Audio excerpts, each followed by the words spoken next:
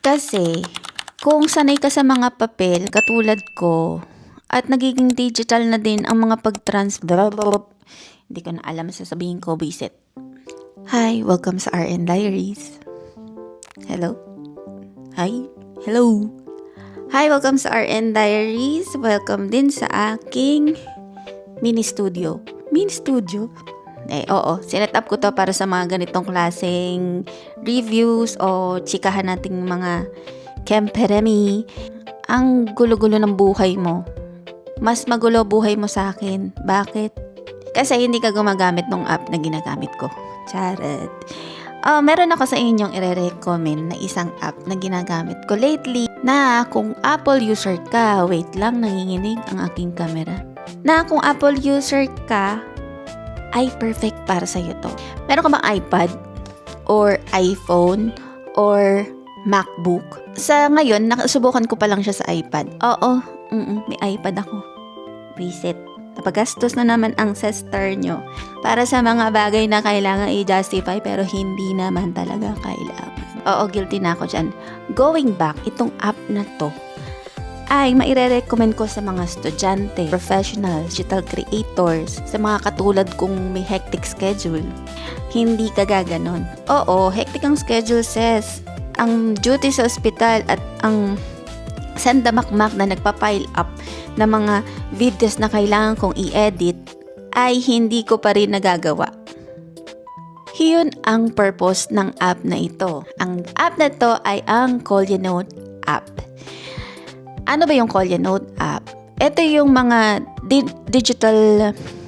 digital note-taking app na nakakatulong sa'yo para ma-organize mo yung schedule mo at yung mga dapat mong gawin to make it simple. Kaya ako din naman ito nare-recommenda sa mga estudyante kasi meron tong mga ready na mga templates na pwede mong gamitin sa pag-aaral mo. Bakit naman sa mga professionals? Kung halimbawa katulad kita na OFW at gusto mong mag-budget ng mga nagiging gastos mo, mga income and expenses mo, perfect din sa'yo to. Sa mga digital creators, hindi mo na alam kung paano mo i-organize yung dapat mong gawin o i-film o yung mga projects na kailangan mong matapos. Isa din to sa mga maire-recommenda ko sa'yo. Yung app na to may mga templates na na-ready to na pwede mong magamit. At mind you, very aesthetic ng datingan na to.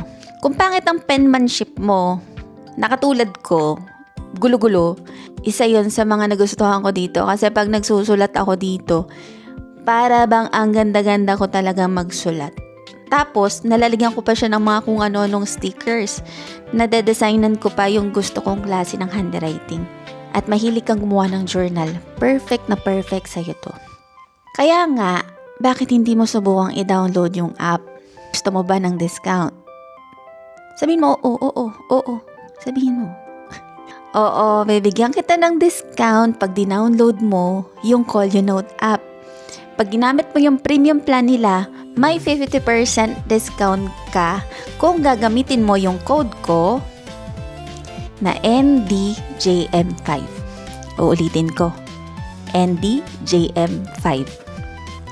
Yan yung code ko para makuha mo siya in premium plan pag di-download mo tapos discounted ka ng 50% off.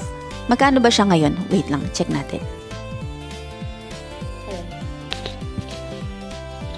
Ayan, nakita ko na. Sorry, kasi kailangan kong i-double check kung magkano talaga siya in peso kasi depende sa lugar mo. Nasa Riyadh kasi ako ngayon. So, yung app na ginagamit ko ay depende dun sa currency kung nasan ako. So, sa Pilipinas, ang ColleaNote app ay nasa 899 pesos.